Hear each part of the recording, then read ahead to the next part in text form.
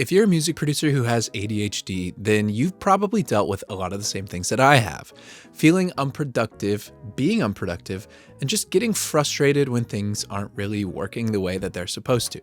Well, over the past 15 or so years, I've come up with some ways to be able to be more productive and happier working on music. So let's jump right into 7 ADHD music producer tips that I wish I had when I was first starting out. So tip number 1 is that you gotta clean your studio. And the way to make sure you actually do that is to schedule time after your sessions to clean. Us ADHD folks are pretty prone to going, I guess mess blind might be the phrase, I don't know. Basically, it's where the messes in your life just get a little worse every day, but you don't really notice it until it gets unignorable, and then you start to panic clean and you get really anxious and freak out and you start cleaning instead of doing what you need to be doing. So what I mean is if you have a session from 2 to 6 maybe, go ahead and tell yourself, all right, from 6 to 6:30, I'm gonna clean, and then at 6:30, I'm free to go to dinner, hang out with my friends, do whatever I want. Future you will thank you when you spend the time after sessions cleaning. And if you're someone like me who is a little bit blind to the messes, one way to make sure that you're not forgetting that that's happening is to just take some pictures of your studio and then look at the pictures on your phone, and you will see right away what needs to be cleaned. It'll be a lot more obvious, and you're gonna see it kind of the way that other people see it when they walk in for the first time. Number 2 is to ride the waves of hyperfocus when they come. So there are gonna be days where you have to do certain tasks or else the day is a failure. And on those days, do those tasks.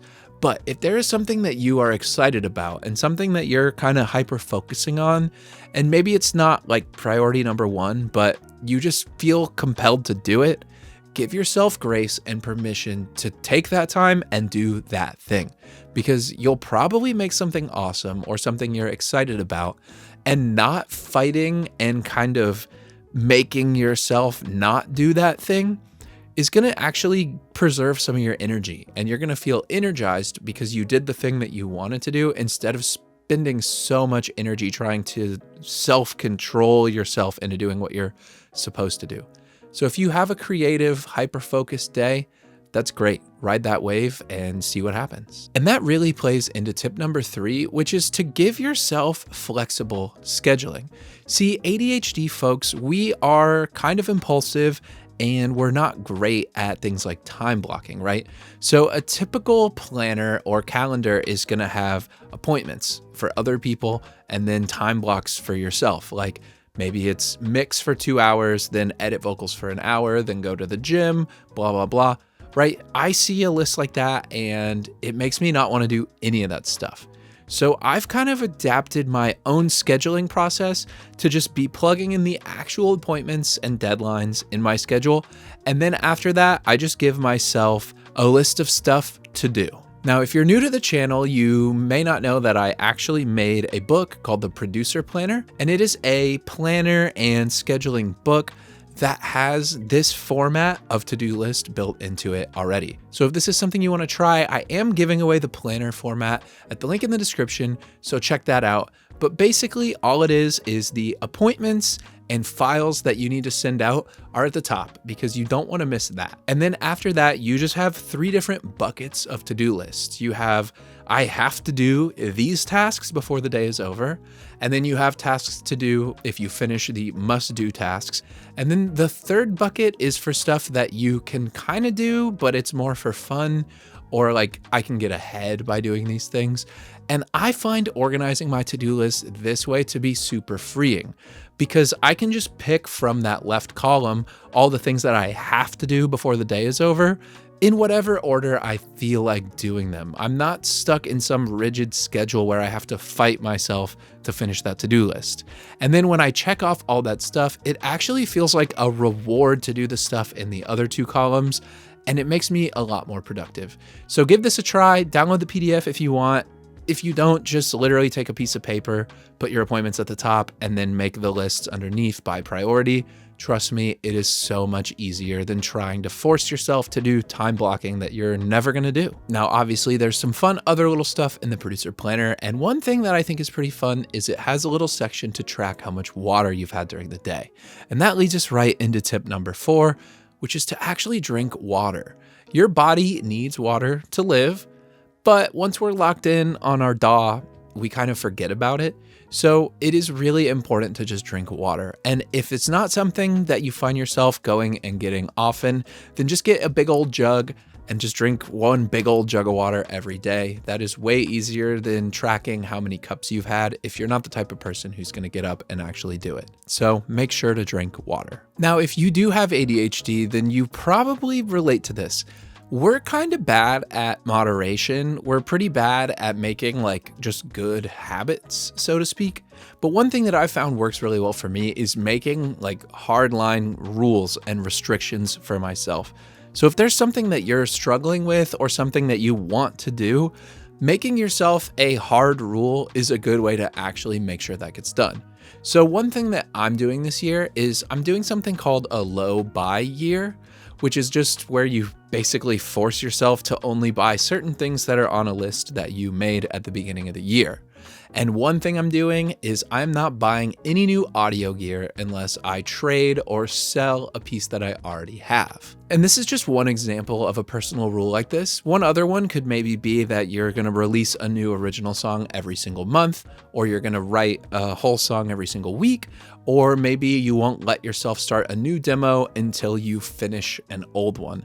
Basically just coming up with little rules or sayings that help you kind of stick to your goals or not do something that you're not supposed to do, like a low buy year.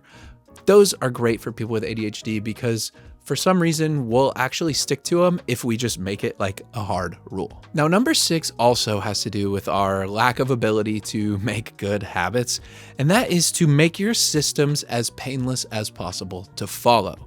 So one example for me is I have Dropbox Premium, whatever. I pay for like a zillion gigabytes, and every single session on my computer is in my Dropbox folder. So what that means is as I'm recording, it's getting backed up automatically in Dropbox. Everything is saving in Dropbox and just uploading.